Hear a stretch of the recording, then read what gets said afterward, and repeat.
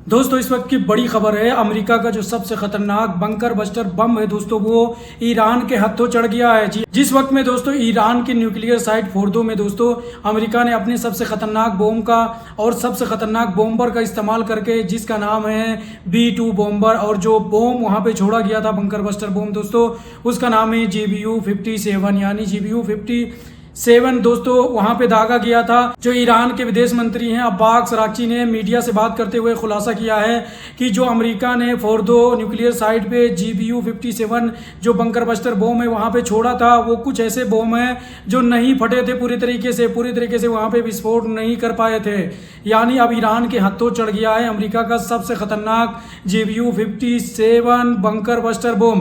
अब ईरान उसकी reverse engineering कर सकता है दोस्तों। अमेरिका को इस चीज से दोस्तों बड़ा झटका लगा है, क्योंकि अभी तक पूरी दुनिया में सिर्फ GBU-57 बंकर बस्टर बम, सबसे खतरनाक बंकर बस्टर बम सिर्फ अमेरिका के पास में था। GBU-57 इसका वजन दोस्तों 14 टन बताया जा रहा है और ये जमीन के अंदर 60 मीटर अंदर जाके फटता है, वहां पे विस्फोट करता है, जिसकी वजह से अगर पहाड़ है या कोई मोटी कंक्रीट का बना हुआ दीवार है तो उसको पूरी तरीके से निस्तो नाबूद कर देता है। लेकिन फोर्दो न्यूक्लियर साइट पे दोस्तों ये जो GBU-57 बम था वो नहीं फटा। कुछ तो बम फटे थे लेकिन कुछ बताए जा रहे हैं कि नहीं फट पाए थे पूरी तरीके से। और अमेरिका ने फोर्दो न्यूक्लियर साइट पे दोस्तों अपनी सबसे खतरनाक जो उसकी थोमहोक क्रूज मिसाइल है उसको भी दागा था वहां पे। वहीं पे दोस्तों ईरान को बड़ी कामयाबी मिली है। ईरान लगातार अपनी खतरनाक मिसाइलों का टेस्ट कर रहा है। अभी ईरान ने खुर्रम शहर 4 मिसाइल का सफलतापूर्वक परीक्षण कर लिया है दोस्तों, और इसकी रेंज जो है वो बताई जा रही है 2000 किलोमीटर, और ये 1500 किलोग्राम अपने साथ में वारहेड कैरी कर सकता है। यानी अब इजराइल के किसी भी इलाके में, किसी भी शहर में ईरान खतरनाक बमबारी कर सकता है इस मिसाइल से। इसी मिसाइल से अमेरिका और इजराइल पूरी तरीके से डरे हुए हैं। बताया जा रहा है ईरान की मिसाइलों में से सबसे खतरनाक मिसाइल खुर्रम शहर है दोस्तों अब आपको लेके चलता हूँ गजा में। इजराइल ने ऐलान कर दिया है कि वो पूरे तरीके से गजा और वेस्ट बैंक के ऊपर कब्जा करेगा, यानी फलस्तीन के ऊपर पूरे तरीके से अब कब्जा करने का ऐलान कर दिया है इजरायली कैबिनेट ने दोस्तों। इजराइल ने कहा है दोस्तों अब कोई भी यहूदी जाके वहां पे घर बना सकता है, उसको इलीगल नहीं माना जाएगा, और खरीद भी सकता है, खरीद के भी वहां पे घर बना सकता है वेस्ट बैंक के अंदर में।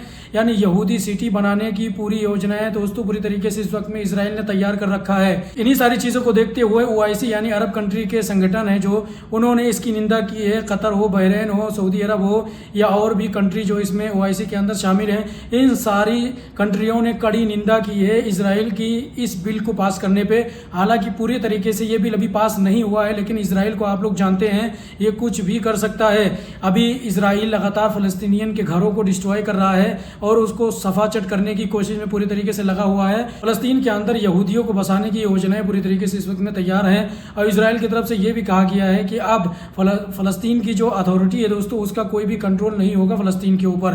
भी पहले बातें की जा रही थी, कुछ दिन पहले बातें की जा रही थी कि फलस्तीन का जो है स्थापना की जाएगी, फलस्तीन स्टेट बनाया जाएगा। डोनाल्ड ट्रंप चिक के चिल्ला रहा था कि हम फलस्तीन को मान्यता देंगे, ये है वो है, और गज्जा को दोबारा से बनाया जाएगा, नए सिरे से उसको तैयार किया जाएगा, बिल्डिंगें बनाई जाएंगी, पुल बनाए जाएंगे और वहाँ पे अय्याशियाँ की जाएंगी यहूदियों के द्वारा। लेकिन अब इजराइल दूसरा बिल पास करके पूरी तरीके से फलस्तीन को टेक ओवर करने की कोशिश में लगा हुआ है। वहीं पे दोस्तों इजराइल को बुरी तरीके से धोया है सऊदी अरब ने दोस्तों कहा है कि यहूदियों से हमारा कोई लेना देना नहीं है, यहूदी समाज से हमें कोई दिक्कत नहीं है, लेकिन जो इजराइल की नीतियां हैं, इजराइल जो दहशतगर्दी फैला रहा है और इजराइल की जो पॉलिसीज हैं उससे हमें दिक्कत है, ना कि हमें यहूदियों से दिक्कत है। यानी बुरी तरीके से इजराइल को धोया है। और सऊदी अरब ने इसी के साथ साथ ये भी कहा कि नॉर्मलाइजेशन के लिए हम राजी हैं, लेकिन नेतन्याहू खुद नहीं करना चाहता हमारे साथ में नॉर्मलाइजेशन, यानी समझौता हमसे नहीं करना चाहता है नेतन्याहू। वहीं पे दोस्तों बड़ी खबर निकल के आ रही है, जो जेफरी एप्स्टीन है दोस्तों, ये सिर्फ छोटी छोटी बच्चियों को खाता ही नहीं था, बल्कि उसके साथ में बलात्कार, स्मगलिंग और दूसरे देशों के लोगों को, बड़े बड़े लीडरों को बुला के उनके साथ में अय्याशियां करवाता था। जेफरी एप्स्टीन दोस्तों बहुत बड़ा दुश्मन था फलस्तीन का, और इजराइल के सपोर्ट में इजराइल के डिफेंस मिनिस्टर और इजराइल की जो फाइनेंस जो डोनेशन वाली कंपनियां हैं दोस्तों, उनको ये डोनेट करता था डॉलर, यानी भारी तादाद में उनको सपोर्ट करता था। फलस्तीन के अंदर में इलीगल सेटलमेंट करने के लिए पैसे देता था इजराइल को। ये बड़ा खुलासा हुआ है, और ये फलस्तीन को कोई भी देश मानता ही नहीं था। इसके मुताबिक फलस्तीन कभी था ही नहीं, फलस्तीन का कोई नामो निशान नहीं था इस जेफरी एप्स्टीन के मुताबिक में दोस्तों। वहीं पे दोस्तों इजराइल के इस बर्बरियत को देखते हुए बर्लिन के अंदर में लोगों ने विरोध प्रदर्शन किया इसराइल के ख़िलाफ़ में, क्योंकि इसराइल जिस तरीके से गज़ा के अंदर लगातार बमबारी कर रहा है। ख़बरें आप तक नहीं आ रही हैं तो आप लोग सोच रहे होंगे दोस्तों कि गज़ा फ़लस्तीन के अंदर इस वक्त में सब कुछ अच्छा है, लेकिन असल में ख़बरें आप तक पहुंचाई ही नहीं जा रही हैं।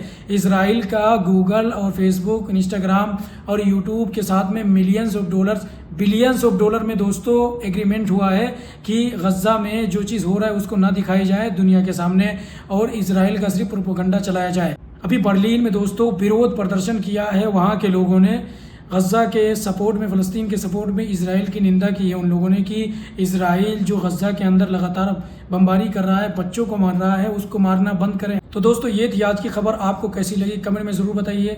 इस वीडियो को शेयर कीजिए दोस्तों, चैनल को सब्सक्राइब, पेज को फॉलो नहीं किया तो आप लोग ज़रूर कर लें।